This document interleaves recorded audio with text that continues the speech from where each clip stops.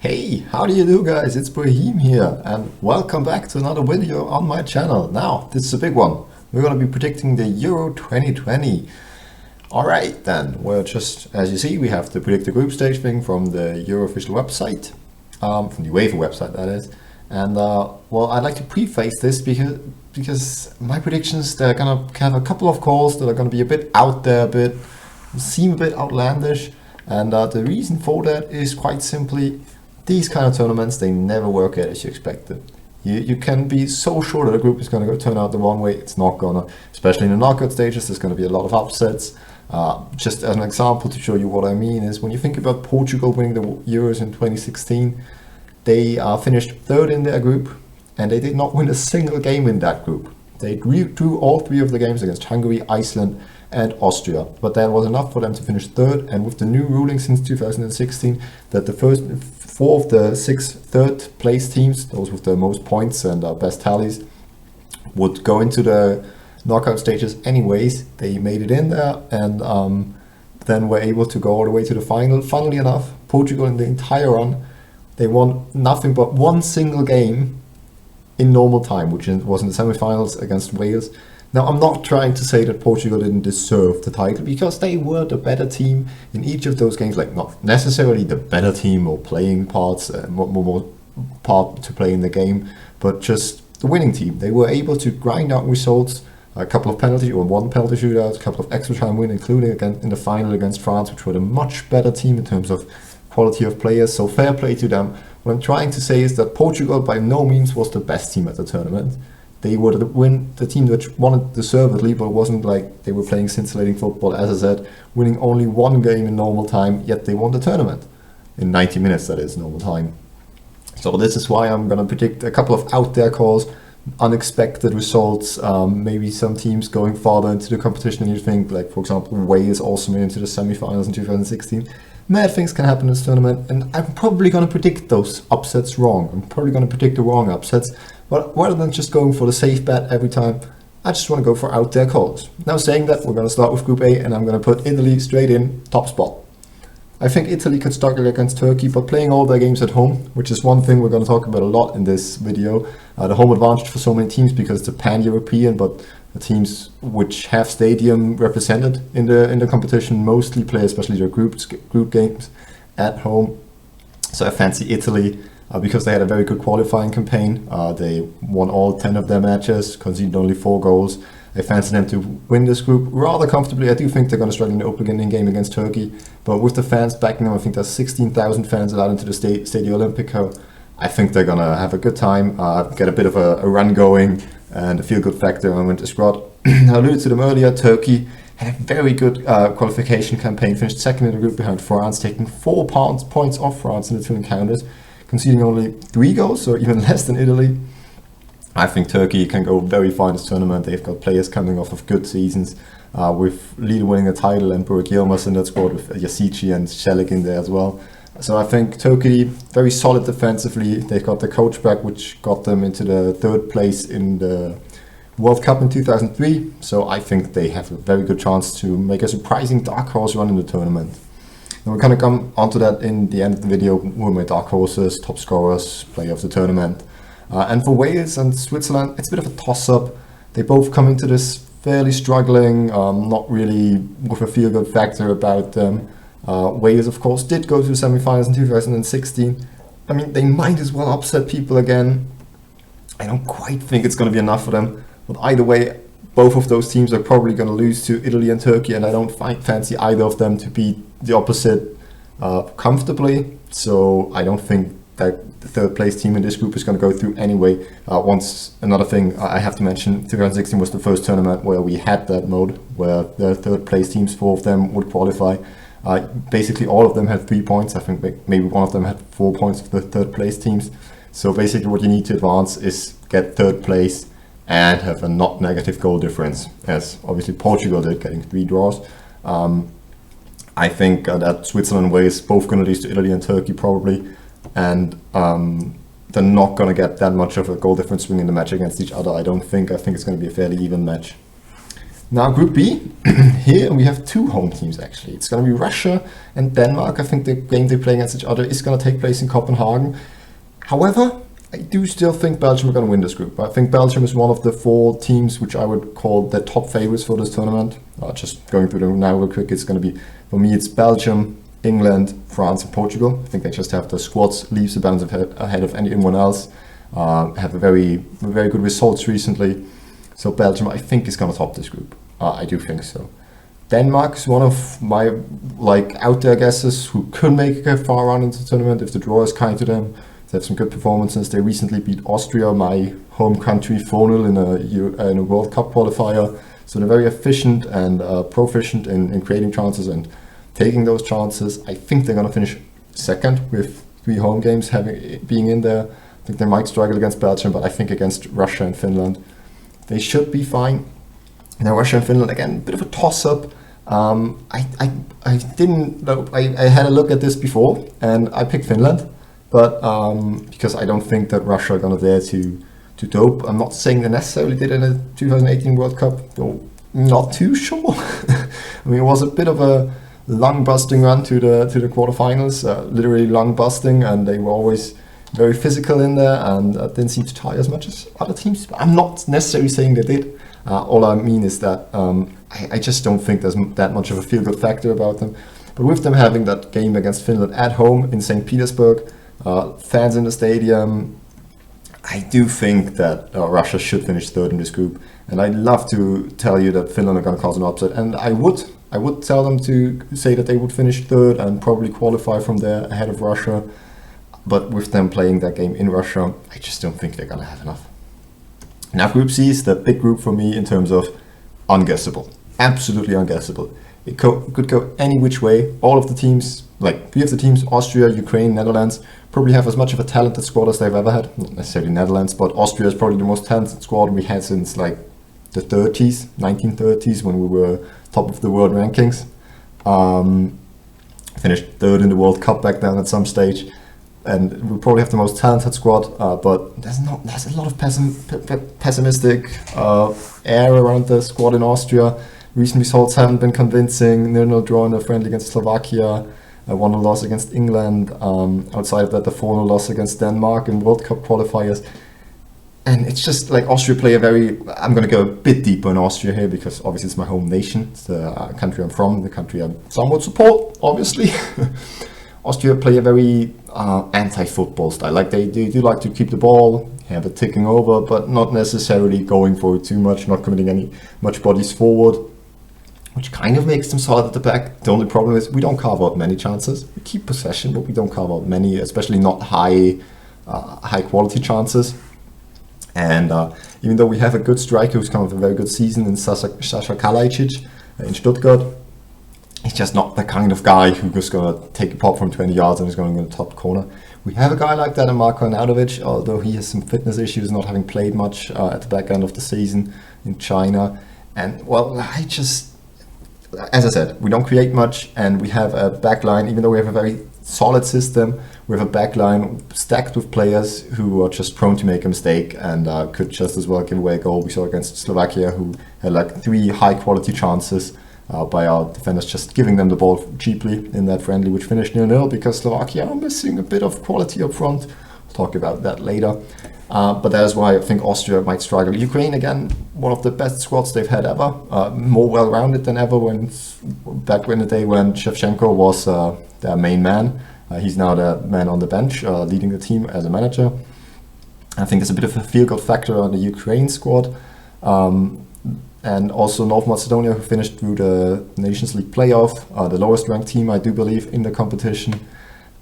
You never know. They beat Germany 2-1 in a recent World Cup qualifiers, and they're just the kind of team, well-drilled, organized, defensively, good on the counter, always carving out chances. That the team that could cause a couple of upsets in this tournament. And well, yeah, Netherlands had a very good qualifying campaign under Ronald Koeman since Frank de Boer in last year.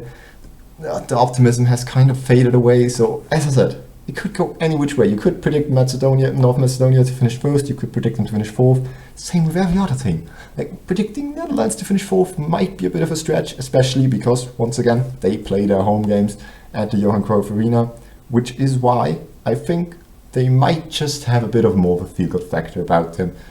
And I don't think it's going to be enough for them to finish top, although I desperately want to say Netherlands are going to have some issues, struggle, but with them playing at home, fans back in the stands, I don't know in what stadium they are going to be allowed, how many fans. I think it depends on the nation as well, how the COVID situation is going on there, how the government decided to handle it.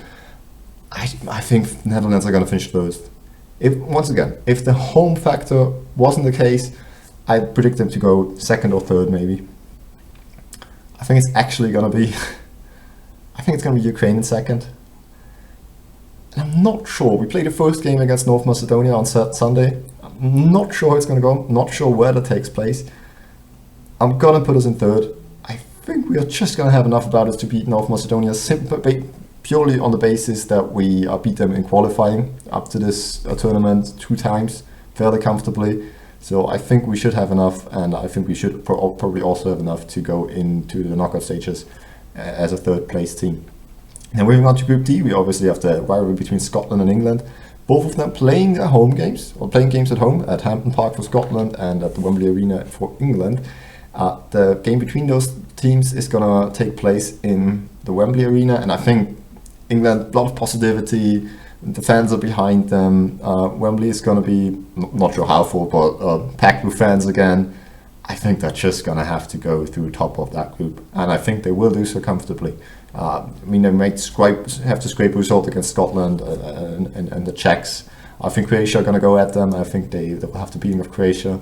And outside of that, once again, such an open group to call.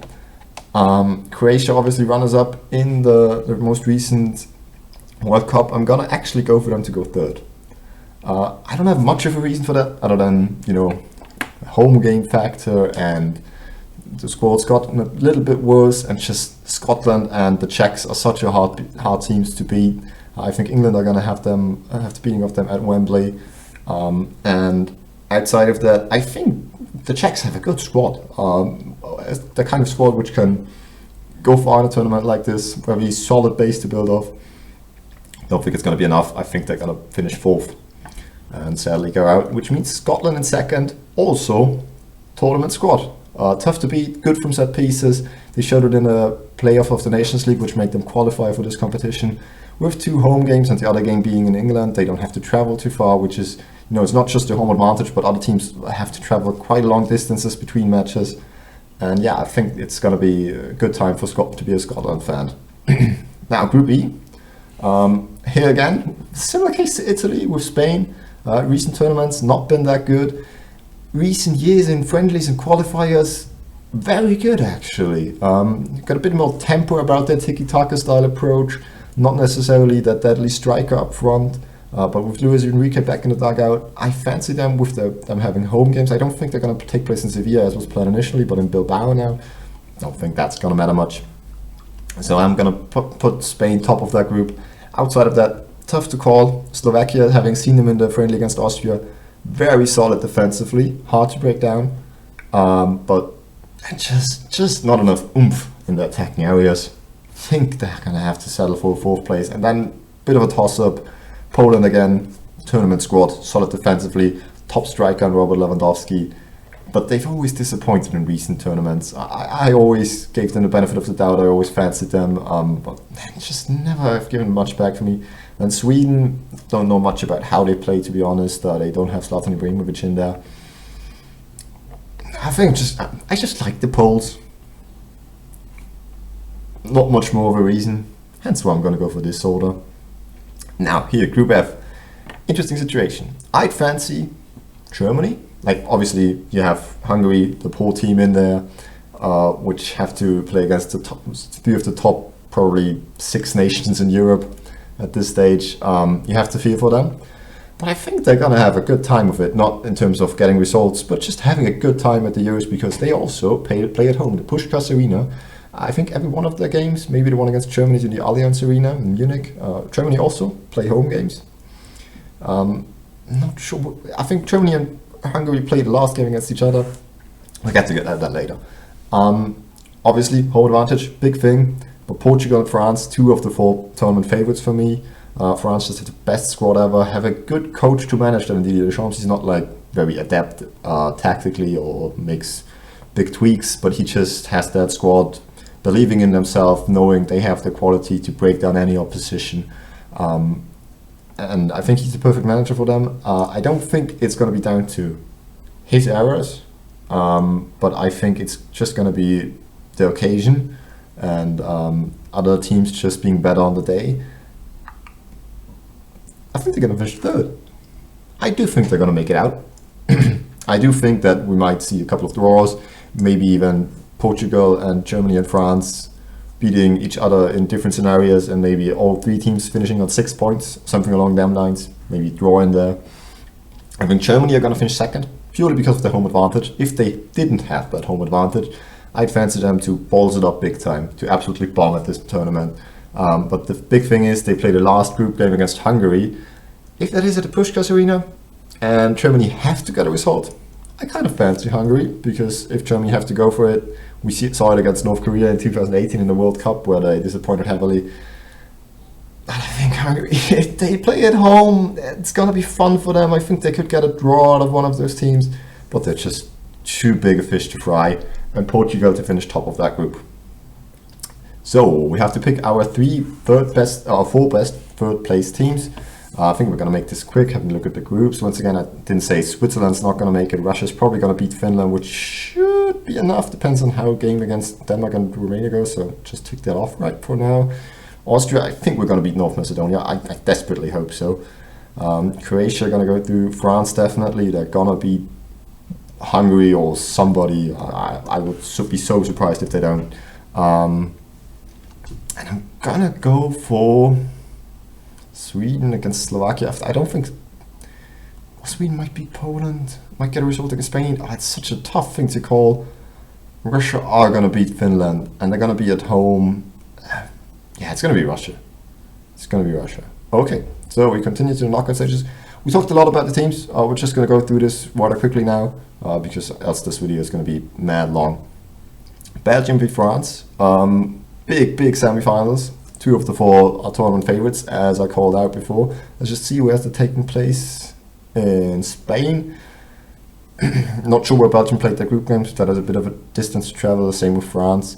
I think I'm gonna have to go for. It's so tough to call. Like, France has the talent throughout the team. Belgium obviously has players coming off insane individual seasons, a bit of an age in defense, and I think is the worry for them, especially at left back. They never had any real good players. I think I'm gonna go France. Yeah, it's gonna be France. Italy, Ukraine. Ukraine, love the team. Love the team they're building. Very solid. I just think Italy have built such a tournament squad, hard to break down, efficient up front, even though Jerome Immobile hasn't yet done it in an Italian jersey. I think now is the time for him to break through there. Portugal against Russia. Is that in St. Petersburg? No, it's not. If it wasn't St. Petersburg, I might have had a second thought, but seeing that Portugal just have such a good squad. Like, as I mentioned at the beginning of the video, 2016, not necessarily lucked their way to the win of the tournament, but they weren't one of the better teams. And they were the better team on each of the days, being able to beat anyone.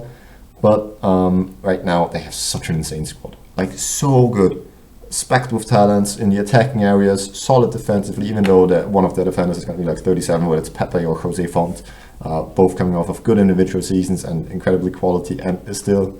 Now that's quite an interesting one coming up here next. Scotland against Poland. I think I mentioned it in the group stage for both tournament teams. Tough to break down. Good striker in Poland, solid from set pieces in Scotland, very good creative force from McGinn and Robertson. Gotta go for Scotland. I think it might go all the way to extra time, and that's when I fancy Scotland to make it to Spain v Austria. I'd love to say we're gonna do it. Where is it taking place? In Hampton Park in Glasgow, so neither team really having much of an advantage there. Spain obviously played their games at home in the group stage. I think they're going to struggle coming into it. They have a bit of a COVID situation, so they can't train together currently. Sergio Ramos isn't there, which would have been a big boost for their squad. But I think they're just going to play themselves into a bit of a flow with those home games. So I think Spain are going to comfortably beat Austria, although I'd love to call something else. England against Germany. Big game taking place at Wembley Stadium. As I said, Germany, if it weren't for the home games, I'd fancy them to struggle. As it is, I'm probably going to call England in that one. Netherlands against Croatia.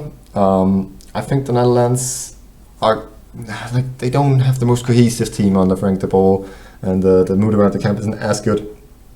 I think they're going to have a good group stage playing in the Johan Cruyff Arena.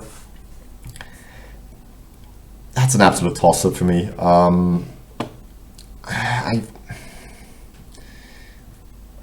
It's gonna be. What is it gonna be? I'm sorry, I'm struggling with this call. It's gonna be Croatia. Is it? Yeah, it's gonna be Croatia. I don't know. But it's gonna be Croatia. Okay, we're just gonna go Croatia. I don't think they're gonna make it past the quarterfinals, anyways. No matter which of those teams makes it through. And in the round of 16. Turkey beat Denmark. Interesting that these two teams come up against each other, because a bit of a preview here, we're going to do the dark horse now, because these are the two teams. One of those two I would have picked to be the dark horse of the tournament. Deciding between the two of them, is it going to take place in Copenhagen? No, in the Johan Cruyff Arena. I'm going to go for Turkey.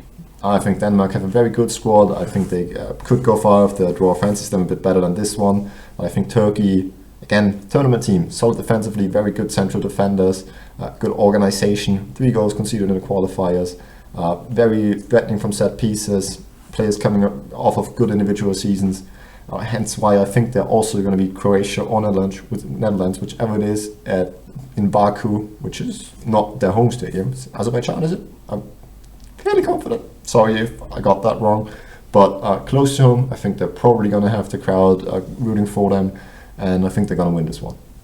Now, England against Spain taking place in Rome. Wow, that is a tie. I love that. I absolutely love that. I think it could go either which way. I think it's going to be scintillating. Going to see some attacking football. I'm going to go for England. Just to have a hunch. Don't ask me why. Now we have Portugal against Scotland, taking place in St. Petersburg. Once again, if it would take place at Hampden Park, I'd have more doubts. I think Scotland, as I said, they could take Portugal all the way to extra time, maybe sneak a goal in from a set piece before then or in extra time. It's going to be a tight affair, but I think Portugal is just going to do it. And then France against Italy in Munich. Again, a big tie. 2 huge quarterfinals tie we have with Spain, England, and France, Italy.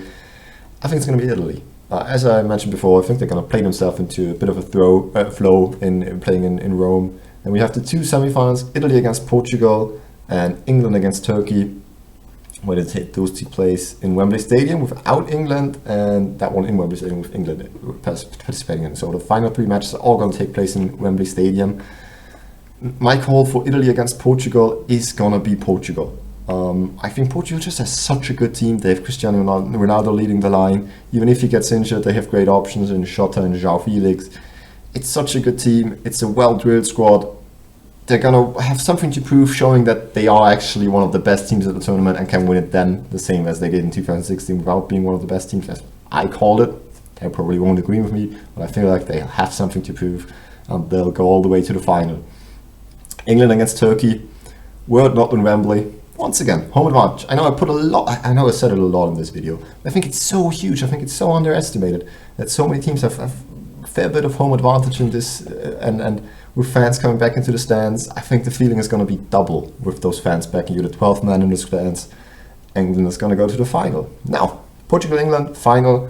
Before I predict that, quick calls. What do I think? What is going to be? Dark horse. We already mentioned it. I'm going to go for Turkey. I think it could be one of the 3. Turkey, Denmark, Scotland. I fancy one of those 3 to make quite a deep run. I think one of those 3 is going to go into the semi-finals. Big call, I know. I think it's going to happen. And if I had to settle for one, as you see in the tournament tree here, it's going to be Turkey. Turkey to the semi-finals. Sadly, then if the draw turns out as it is, probably end up losing to England, is my call. The player of the tournament, with England making it to the final, Harry Kane coming off of a great individual season. I think obviously Portugal, Ronaldo, you can always make that call. I think like the powers that be who make those calls, I think they want to usher in a new generation, and I think they're going to give that to Harry Kane. Of course, it does depend how the final ends up, how much they contributed to the team. If one of them scores the winning goal in an insane moment with a overhead kick or something, as you could fancy Ronaldo to do, or Kane with a couple of insane assists, you never know. So might come down to that, but I think it's going to be Harry Kane.